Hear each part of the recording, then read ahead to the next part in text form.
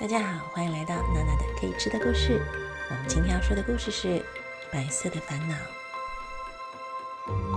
Do you believe that when you meet someone, their presence can shatter the rules you've always known, opening a world you never imagined? That's the story I want to tell you today. I am Little White. I had always thought white was the most beautiful color in the world. So many beautiful things were white. Cream, marshmallows, the clouds in the sky, and the snow in winter. I loved white because it was clean, bright, and seemed flawless. I hated to say that, but I was kind of always the center of attention. To be honest, I never tried to steal the spotlight, not even once. What can I say?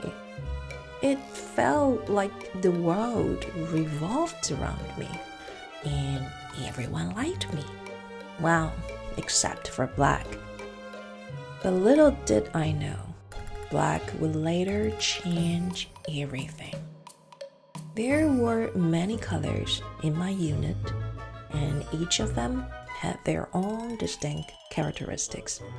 For example, red, who was always full of energy, jumping all over the place, laughing so loudly that even the class next door could hear. Yellow and orange, they were okay. They were cheerful, and every time they were around, you couldn't help but laugh. As for green, he was the most patient one. Whenever there was an argument, he always knew the right words to say to help everyone calm down. He was also very caring, always comforting baby pink and baby blue, who were constantly crying. Honestly, I didn't know why some people got scared so easily.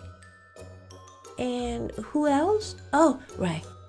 Blue and purple. They were always together.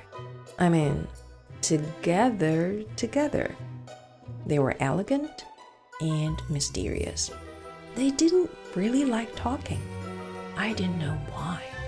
And when they spoke, it felt like they had a secret. That's a bit weird. Oh, wait. I should have mentioned earlier. In our world, we all had to wear a wristband to remind us to keep some distance from each other. If we got too close, the alarm would go off. You might wonder why every color needed to keep their distance. Honestly, I'd always wondered that too. People said that if all the colors mixed, something bad would happen. Anyway, that's just how it had always been since I could remember.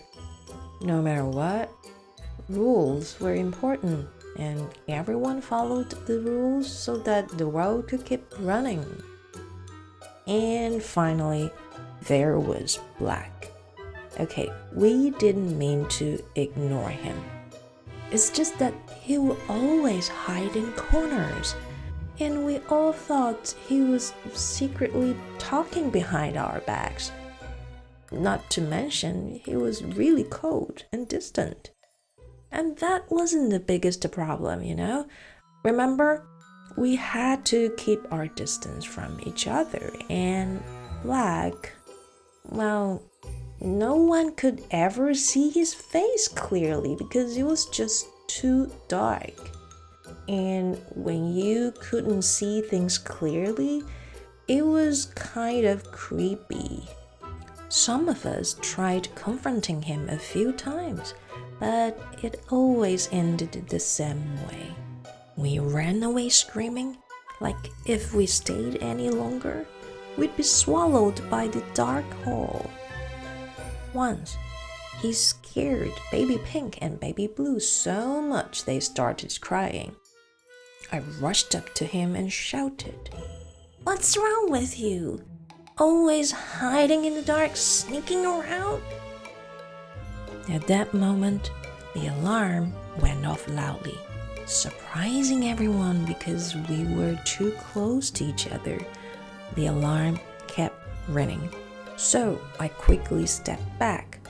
My hands were sweating because this was the first time I had confronted Black directly. I didn't know how he would react, and it made me really nervous. To my surprise, he said nothing and just turned to walk away. I got goosebumps all over my body, no kidding. I thought they would be the end of it, but a few days later, things happened again. That day, everyone was drawing in their seats. Red and orange, for some reason, started yelling at each other, and the paint got all over the floor. And even though everyone was maintaining distance, they all began shouting over each other. I felt dizzy, so I decided to go outside to get some fresh air. When I reached the door, I saw Black hiding along under the sink, quietly drawing stars. I didn't want to bother him, so I intentionally kept my distance as I passed by. However, he stopped drawing and said, "Do you think you'll always be this bright, this clean, this beautiful? Just wait. You'll soon turn yellow, turn gray, and all your existence will be so obvious. When that day comes, you will wish you were like me. When that day comes, you'll envy me, because black is always black, and no one cares how dirty black gets." His words felt like 1,000 needles, piercing deep into my heart. I froze and was unable to say a word. When I got home, I told my mom and grandma about what had happened. I thought they would comfort me, but they exchanged a complicated look. My mom sighed deeply and said seriously, "Little White, what color do you think we are?" I froze again. I had never thought about this before.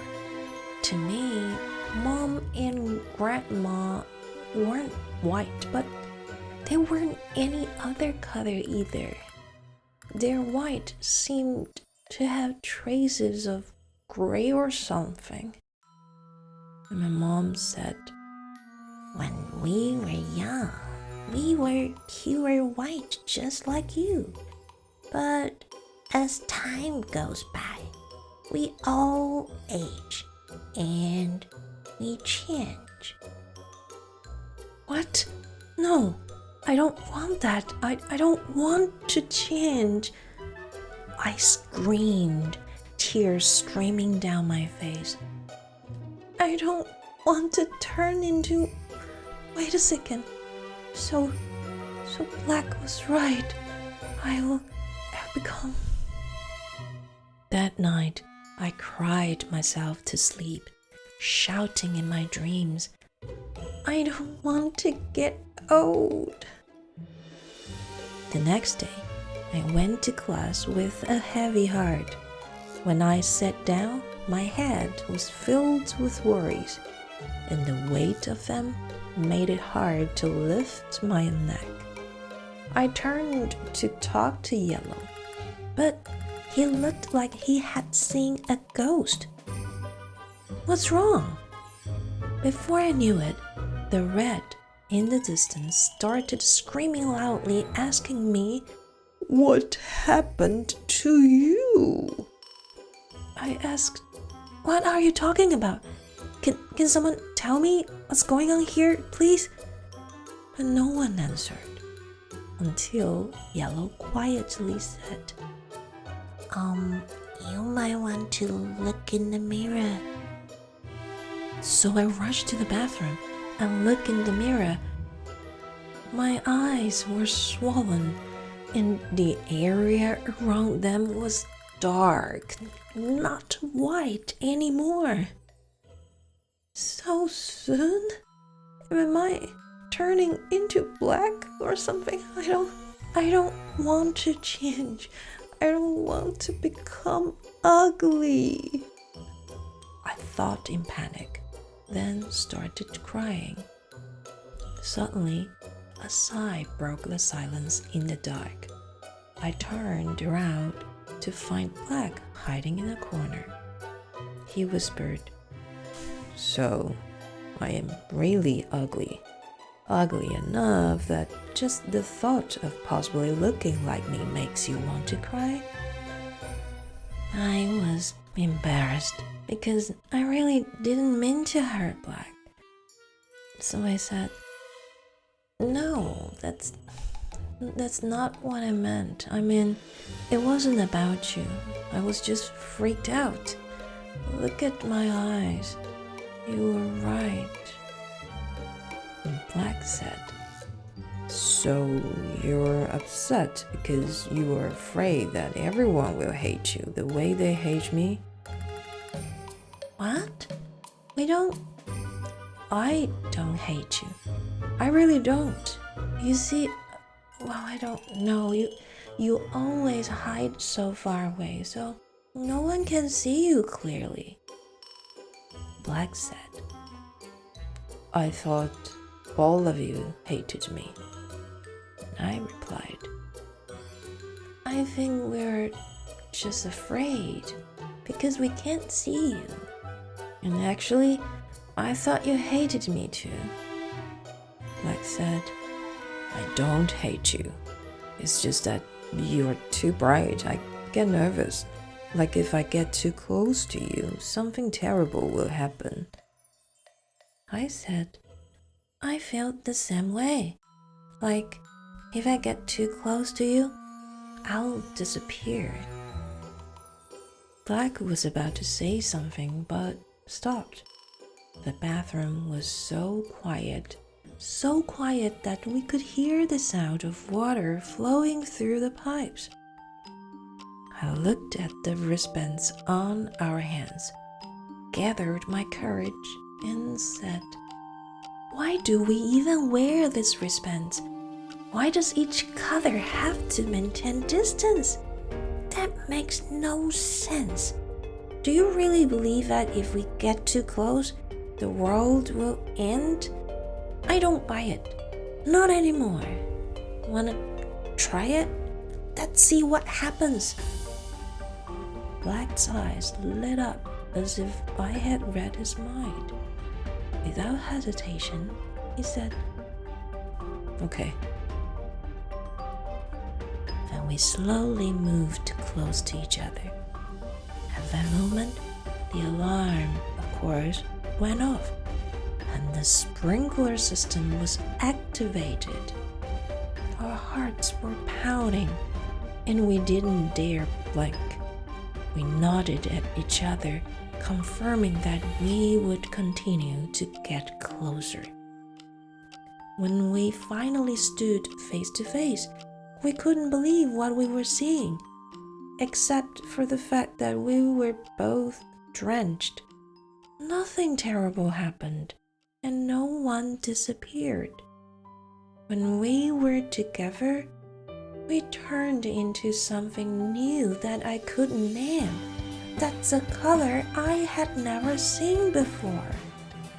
Black laughed and said, "So, to see the real you, we had to get this close. You look so funny." It was the first time I saw Black's face clearly, and I was amazed. I didn't even care that Black was making fun of me. I just felt calm. That feeling of worrying about getting old and ugly disappeared without me even realizing when. I looked at the mirror again soaked by the water, standing next to Black, staring at a color I had never seen before. Are you still sad? Black asked, pointing to my eyes, which now had so many dark spots.